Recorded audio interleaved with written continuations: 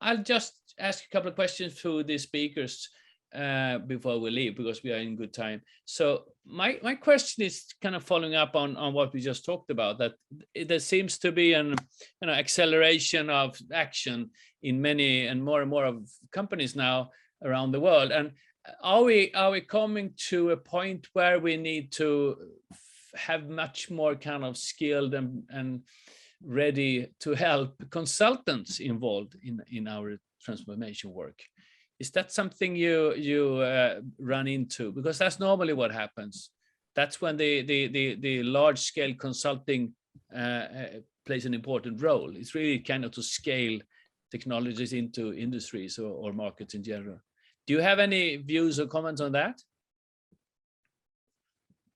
Yes, I can actually. I just came out of a meeting today where a consultancy firm out of Scandinavia recently just hired a couple of people from one of the major industries within their target area.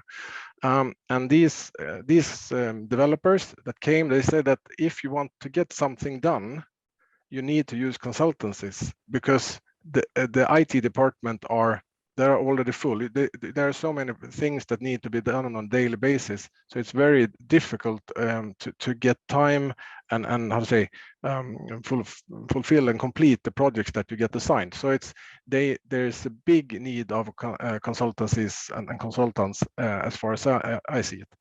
Yeah. Tobias, you have a view of that, the forerunners, so to speak, but then after you, there is a lot of kind of consultancy needed, I guess, in the project. Yeah.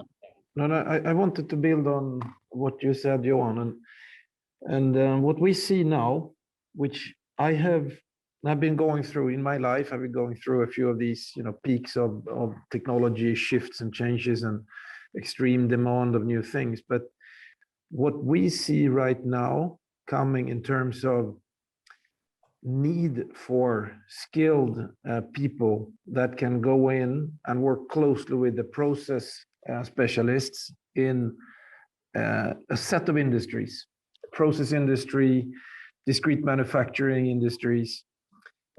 It's, in my opinion, it's unprecedented. I have one client that would like to hire 1,500 people that could come in and be embedded in their, let's say, call it Kaizen team structures across their operation. And that's one client. And we know that, for instance, in Sweden, I don't know how many engineers that would come out of schools that would be available, but this is one company.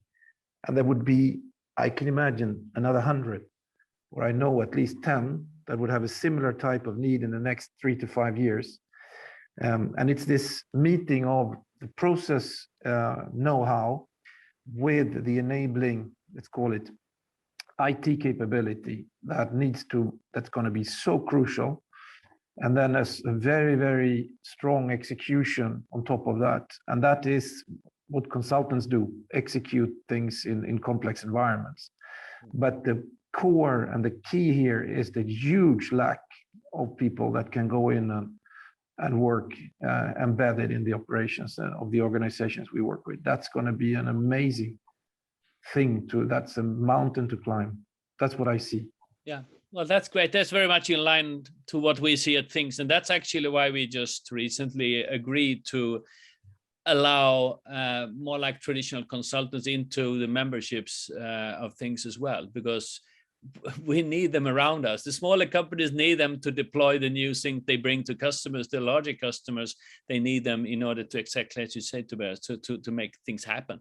And it's going to be very interesting to see how this plays out, because I have a second observation, if I may, Magnus, which I think is also very important, is that we have seen now, and all of you guys around the table here have seen it probably even more so, that there over time has been a kind of spray and pray type of industry 4.0 evolution.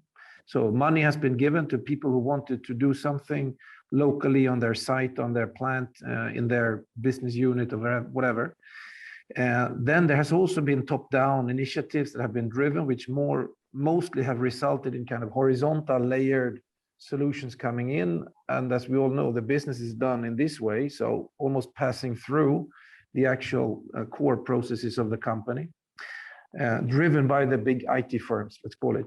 So these two things, the top-down view now coming from the strategy of the big groups, big industrial groups of the Nordic countries or wherever, is now coming to meet and has to meet with the bottoms-up driven initiatives that are taking place. This is the only way, and execute that correctly, to build the right roadmap so you get both, you nail it and you can scale it. Because otherwise you fail on one of those two. That's what we also see happening right now. So most companies are coming to that point now where these two, the top down and the bottoms up, is joining forces or coming together in one roadmap. And this, I think, is very important to get things done in the big companies.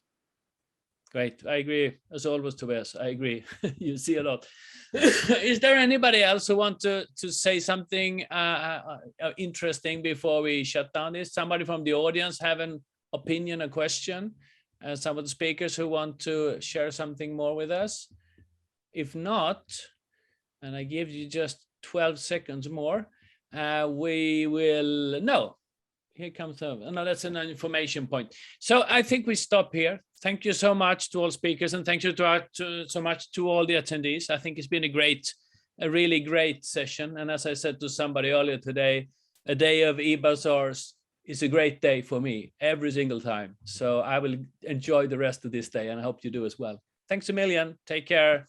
Bye-bye.